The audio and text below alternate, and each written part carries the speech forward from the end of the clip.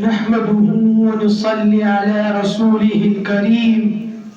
أما بعد فأعوذ بالله من الشيطان الرجيم.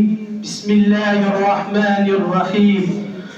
قال الله تبارك وتعالى: يا أيها الذين آمنوا قوا أنفسكم وأهليكم نارا.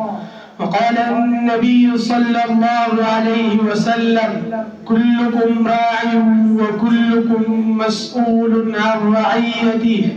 صدق الله العظيم. Dear President, respected teachers, and my dear fellows, Assalamu alaikum. I'm very thankful to you that you give me a chance to say something about important topic, role of parents and teachers in education and upbringing. Dear President, education is the greatest treasure of human life. But true education is not just about book. It's about building character and shaping a good human being. In this noble mission, two pillars play the most important role: parents and teachers. Dear President, parents are the child's first school.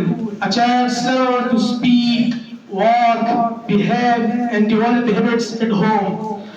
The love, care, and kindness of parents lay the foundation of a strong personality.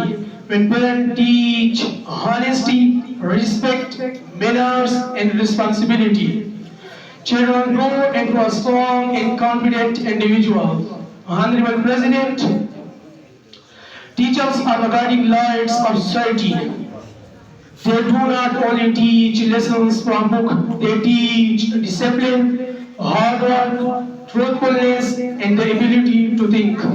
Dear President, behind every successful child, they are always responsible from parents and teachers. In the last, I want to finish my speech on this couplet. इल्म रोशन करे रास्ता तरबियत दिल को संवारे. इल्म रोशन करे रास्ता तरबियत दिल को संवारे. वालिदैन और असातिज़ा यही है जिंदगी के सहारे. वस्सलाम.